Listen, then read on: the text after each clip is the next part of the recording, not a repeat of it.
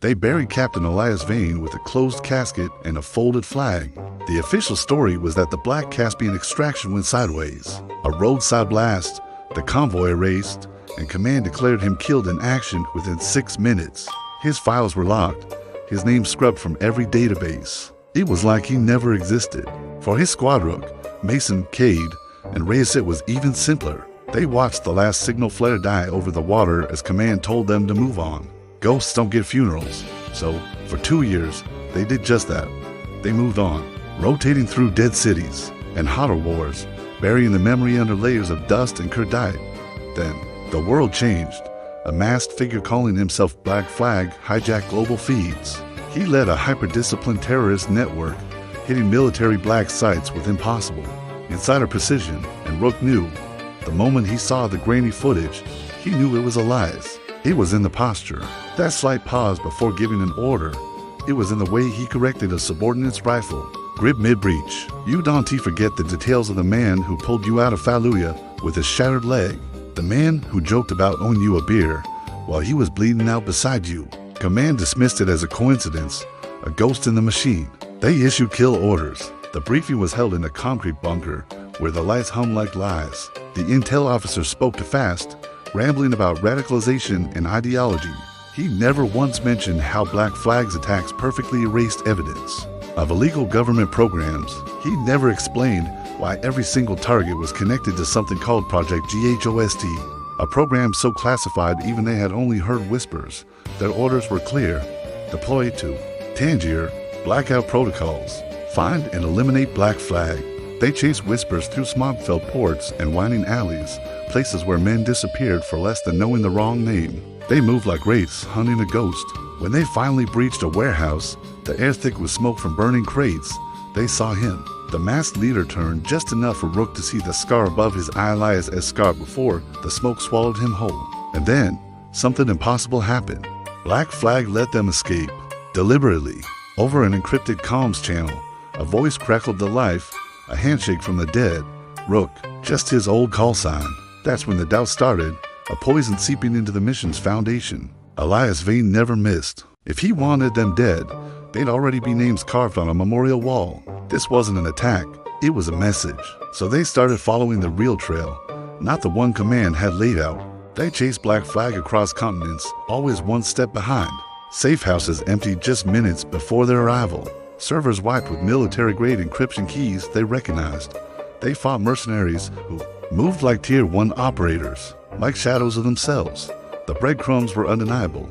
Elias was leading them somewhere. The breakthrough came from Reyes, their tech genius. He cracked an old GHOST archive, buried behind 3 layers of firewalls that screamed "Do not enter." And there it was, stamped in digital red next to Elias Vane's name. Status erased. It was a classification above Kier. It meant you weren't just dead, you were a loose end that had been tied off. It meant Elias hadn't died in the Caspian. He'd been removed. The files told the whole story.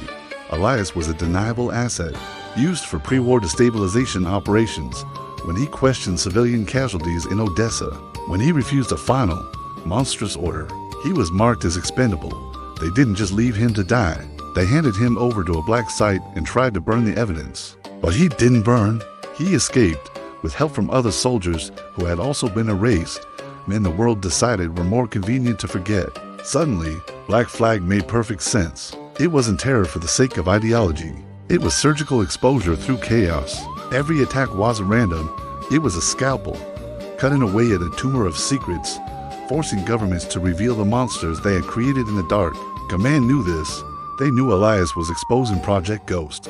That's why the squad's new orders came through on an encrypted priority channel, bypassing the usual chain of command. Terminate Black Flag and all associates. 0 survivors. History needed a clean villain, not a messy confession. They finally cornered him in the ruins of a sunken data center beneath Istanbul.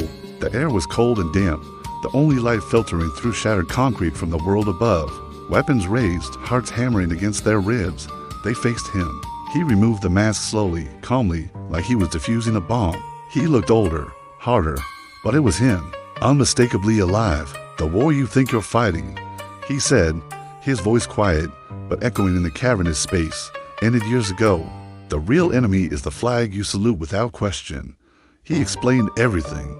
Project Ghost was still active, planning to trigger the next global conflict, and they needed a spark, a visible, controllable enemy to blame. Black Flag was designed to be that spark. In that moment, everything shattered. Mason was the first to lower his rifle. Loyalty isn't about following orders. It's about the blood and the bonds you forge in fire. It's about the man who saved your life. Command must have been watching. They must have known this was a possibility. Their response was instant. The sky above them screamed as drones descended, turning allies into targets in a fraction of a second. The fight was brutal, chaotic, but for the first time in years, the squad fought shoulder to shoulder with their true commander. Just like before the lie, they escaped through flooding maintenance tunnels as the city above shook from the explosions, finally choosing a side that wasn't written on any uniform patch. In the official reports, Black Flag was eliminated. The terrorist threat was neutralized. Captain Elias Vane was confirmed, dead again. But in the shadows, things began to change. New leaks surfaced, forcing courts to open sealed investigations. High-ranking generals quietly resigned. Undeclared wars stalled without explanation. Somewhere off the grid, 5 men vanished from the world, erased just like their leader. They watched from the darkness as the world argued over the fragments of truth they had released. In a quiet room, Elias looked at a black flag, folded neatly on a table. Ghosts don't hunt to scare people, he said softly. They hunt to remind them. And for the first time since he died, the war finally felt honest. Thanks for watching. If you want more stories that dig into the shadows, make sure to like and subscribe. We'll see you on the next one.